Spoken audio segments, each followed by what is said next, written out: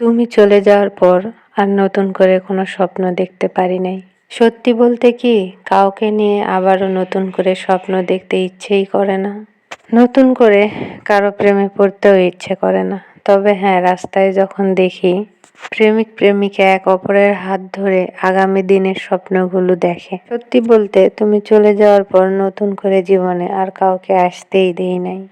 হয়তো আমি চাই নাই তোমার সঙ্গে কাটানো মুহূর্তগুলো, তোমার সঙ্গে কাটানো স্বপ্ন, একসঙ্গে বসে গল্প করা, একসঙ্গে বসে খুনসুটিগুলো অন্য কারোর সঙ্গে ভাগ করে নেই। শেষে কি হবে তা আমি জানি না, তবে যাকে আমি ভালোবেসেছি তাকে ভুলে গিয়ে অন্য কাউকে পরিপূরকভাবে পাবো, এটা আমি কখনোই হতে দিতে চাই না। আজকাল মেসেজ বক্সে মেসেজ না দেখলেও আর খারাপ লাগে না, ইচ্ছে করেও না যে মেসেজ বক্সে ঢুকে তোমায় মেসেজ করি।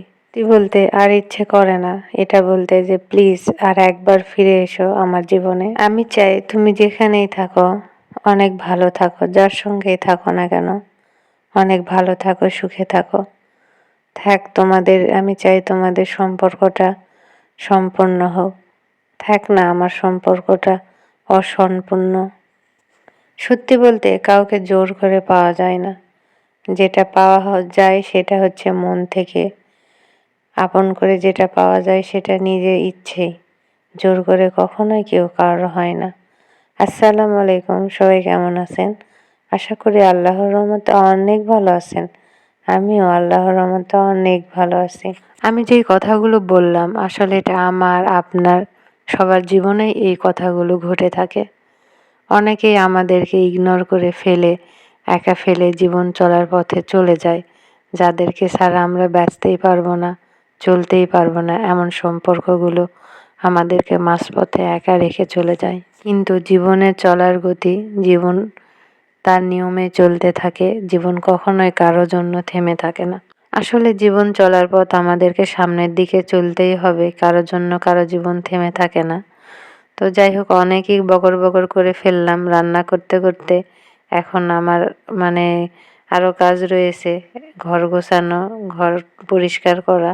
তো যাই হোক, সবাই আপনারা আমাকে যেভাবে সাপোর্ট করতেছেন, ভালোবাসা দিচ্ছেন, অসংখ্য অসংখ্য ধন্যবাদ।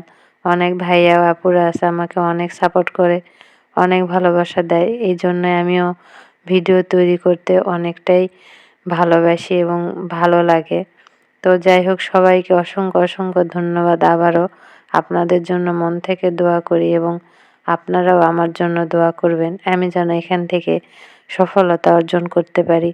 আসলে কথাটা বলা অনেক সহজ, তবে সফলতা অর্জন করাটা অনেকটাই কঠিন যদি আপনারা আমাকে সাপোর্ট না করেন, আমাকে ভালো না বাসেন। আল্লাহ হাফেজ, সবাই ভালো থাকবেন।